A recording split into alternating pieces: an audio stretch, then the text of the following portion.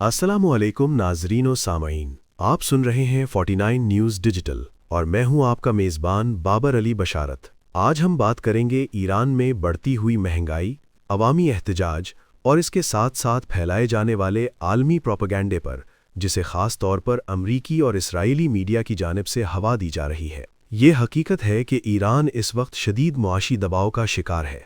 बैनुल-अक़वामी पाबंदियाँ, तेल की बरामदात पर कदगन, बैंकिंग निज़ाम तक महदूद रसाई और करेंसी की कदर में कमी ने आम ईरानी शहरी की ज़िंदगी को मुश्किल बना दिया है।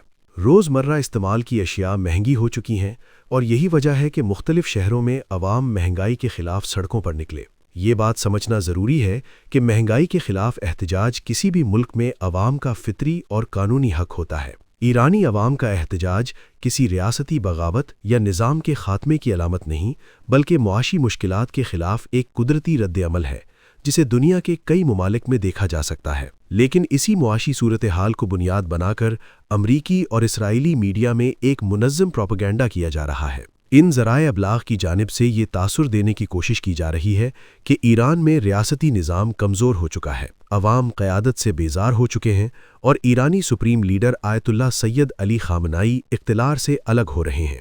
यहाँ ये बात वाज़े करना ज़रूरी है कि इन दावों की कोई मुस्तनद और सरकारी तस्दीक मौजूद नहीं। ईरानी रियासती इदारे मामूल के मुताबिक काम कर रहे हैं और आयतुल्लाह सैयद अली ख़ामनाई बदस्तूर ईरान के सुप्रीम लीडर हैं। इक़्तिदार की तब्दीली या क़यादत के ख़ात्मे से मुताल्लिक़ ख़बरें महज अफ़वाहें और क़यास आराई न हैं, जिनका मकसद नफ़सियाती दबाव पैदा करना है। अमरीका और इसराइल तवील अरसे से ईरान के ख़िलाफ़ मुआशी पाबंदियों, सिफारती दबाव और मीडिया वॉर का सहारा लेते आए हैं। महंगाई जैसे हकीकी मसले को रियासती बहरान बनाकर पेश करना इसी पॉलिसी का तसलसल है, ताकि ईरान को आलमी सतह पर गैर मुस्तहकम और कमज़ोर दिखाया जा सके।